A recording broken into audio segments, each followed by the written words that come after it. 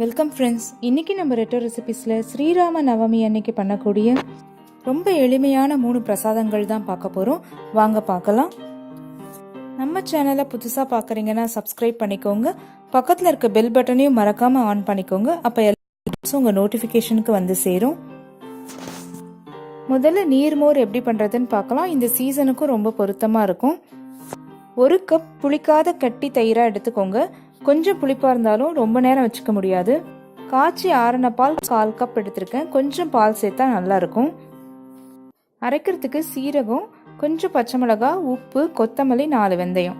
இந்த மோரில் சேர்க்கறதுக்கு கொத்தமல்லி, கருவேப்பிலை, இஞ்சி நீங்கள் துருவியும் வச்சுக்கலாம், நறுக்கியும் வச்சுக்கலாம். 2 கப்பு தண்ணி எடுத்திருக்கேன். நீங்கள் எவ்வளோ கப்பு தயிர் எடுத்துக்கிறீங்களோ அதுக்கு 2 மடங்கு. ஒரு மிக்சி ஜாரில் முதல்ல அரைக்க வேண்டிய பொருள் எல்லாம் நம்ம அரைச்சி வச்சுக்கலாம். உப்போடு சேர்த்து ஒரு 1/4 டம்ளர் தண்ணியும் இதில் சேர்க்க போகிறேன். ரொம்ப ஸ்மூத்தாக அரைக்கணும் அப்படின்லாம் இல்லை, சும்மா ஒரு ஓட்டு எடுத்துக்கலாம். பச்சை மிளகா, கொத்தமல்லிலாம் அரைக்கும் போது நிறைய சேர்க்காதீங்க, கலர் மாறிடும். இந்த கன்சிஸ்டன்சிக்கு அரைச்சி எடுத்துக்கிட்டா போதும். நம்ம எப்படியும் ஃபில்டர் தான் பண்ண போகிறோம்.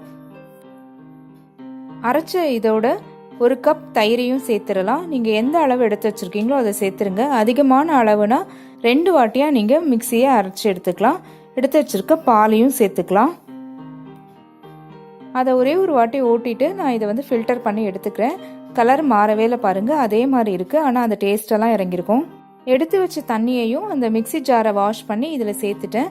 இப்போ நம்ம தனியாக எடுத்து வச்சுருக்க கொத்தமல்லி, கருவேப்பிலை, இஞ்சி எல்லாத்தையுமே சேர்த்து மிக்ஸ் பண்ணலாம். இதை நீங்கள் காலையிலே ப்ரிப்பேர் பண்ணிட்டீங்கன்னா அன்றைக்கி விரதம் இருக்கவங்க இதையே ஹெல்த்தியாக குடிக்கலாம். ரொம்ப வாட்டரியாக வேணும் அப்படின்னா நீங்கள் இன்னும் கூட தண்ணி சேர்த்துக்கலாம். அடுத்து ஸ்ரீராம நவமிக்கே ரொம்ப விசேஷமான பிரசாதம் இந்த பானகம். வெல்லம் நான் 1 கப் எடுத்திருக்கேன். நல்லா நறுக்கியோ துருவியோ எடுத்து வச்சுக்கோங்க. சுக்கு பொடி ஒரு 1/2 டீஸ்பூன், 2 ஏலக்காய் தட்டி எடுத்துக்கோங்க. ஃப்ரெஷ்ஷான இஞ்சி நல்லா ஒரு 1 இன்ச் இருக்க மாதிரி அதையும் நல்லா இடித்து வச்சுக்கலாம். பாகு வெல்லமாக இருந்தால் நல்லா தித்திப்பு சுவை இருக்கும். நீங்கள் கொஞ்சம் தண்ணி கூடவே சேர்த்துக்கலாம். நார்மல் மண்டை வெல்லம்னா 1லேருந்து 1.5 கப்பு தண்ணியை நீங்கள் தாராளமாக சேர்த்துக்கலாம். இதுதான் அதுக்கு அளவு. வெல்லம் கரையிற வரைக்கும் வெயிட் பண்ணலாம். அதுலேயே நம்ம எடுத்து வச்ச பொடியும் தட்டின ஏலக்காவையும் சேர்த்துடலாம். கலந்து விட்டுருங்க. ரொம்ப நீர்க்க ஆச்சுன்னா ஸ்வீட்னஸே இருக்காது. பார்த்து தண்ணி சேர்த்துக்கோங்க. நல்லா கரைஞ்ச உடனே ஃபில்டர் பண்ணிக்கோங்க. நீங்கள் ஃபில்டர் பண்ணும் போதே உங்களுக்கு தெரியும் திக்காக இருக்கா இல்லை இன்னும் கொஞ்சம் தண்ணி வேணுமான்னு. ஏன்னா விசேஷ நாட்களில் நம்மளால் சாப்பிட்டு பார்க்க முடியாது. இது வந்து ஹெல்த்தியான பிரசாதம், ரொம்ப அயன் கண்டென்ட் அதிகம் இதில். ஃபில்டர் பண்ணதுக்கப்புறம் நான் ஃப்ரெஷ்ஷாக தட்டி வச்ச இஞ்சியையும் சேர்த்துடுறேன். இது கொஞ்ச நேரம் இதிலே இருந்தால் அந்த சாறு மொத்தம் அதில் இறங்கும். உங்களுக்கு இது தேவையில்லை அப்படின்னா ஒரு 10-15 நிமிஷத்துக்கு அப்புறமா இதையும் நீங்கள் ஃபில்டர் பண்ணி எடுத்துக்கலாம். நான் அப்படியே தான் வச்சுருக்கேன். பானகமும் இப்போ சூப்பராக ரெடி ஆயாச்சு. அடுத்து ஊற வச்ச பாசி பயிரில் பண்ணக்கூடிய கோசமல்லி. இதுவும் ரொம்ப ஈஸி தான்.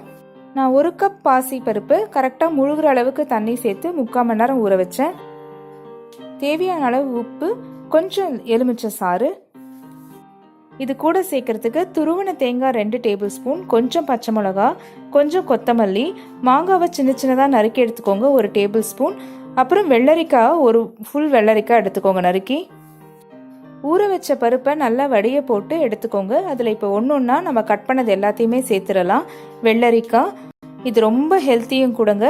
நம்ம அப்படியே வந்து வேக வைக்காமல் சாப்பிட்றோம், அதனால நல்ல ப்ரோட்டீன் கண்டென்ட் இதில் இருக்கும். ரிச் ஃபைபர் கூட. கொத்தமல்லி, பச்சை மிளகா, மாங்காய் எல்லாமே சேர்த்தாச்சு. நீங்கள் வேணும்னா கேரட் கூட இதில் துருவி போட்டுக்கலாம். தேங்காய் 2 டேபிள் ஸ்பூன் அதையும் இதில் சேர்த்துருங்க. இப்போ தேவையான அளவு உப்பையும் மேலே தூவிடலாம். கடைசியாக புளிப்பு சுவைக்காக நான் எலுமிச்சை சாறு சேர்க்குறேன். நீங்கள் மாங்காய் நிறைய சேர்த்துக்கிட்டிங்கன்னா அதுக்கு ஏற்ற மாதிரி எலுமிச்சை சாறையும் வந்து அட்ஜஸ்ட் பண்ணி சேர்த்துக்கோங்க. கேரட்டும் நீங்கள் துருவி சேர்த்துக்கலாம். இதை நல்லா மிக்ஸ் பண்ணி விட்டுறேன். எல்லாமே ஒன்றா சேரட்டும். அப்போ உப்பு, புளிப்பு எல்லா இடத்துலையும் படுற மாதிரி இருக்கும். எல்லாத்துலேயும் ஒன்றா கலந்துடலாம். ரொம்பவே ஹெல்த்தியான பயத்தம்பருப்பு கோசமல்லி ரெடி ஆயாச்சு. ரொம்பவே எளிமையான இந்த பிரசாதங்களை நீங்களும் ராமநவமிக்கு நைவேத்தியமாக பண்ணுங்க. இந்த அப்லோடு உங்களுக்கு பிடிச்சிருந்தா ஒரு லைக் கொடுங்க. சேனலை சப்ஸ்கிரைப் பண்ணிக்கோங்க. பக்கத்தில் இருக்க பெல் பட்டனையும் மறக்காம ஆன் பண்ணிக்கோங்க. எல்லாருக்குமே ஸ்ரீராம நவமி வாழ்த்துக்கள். தேங்க்யூ.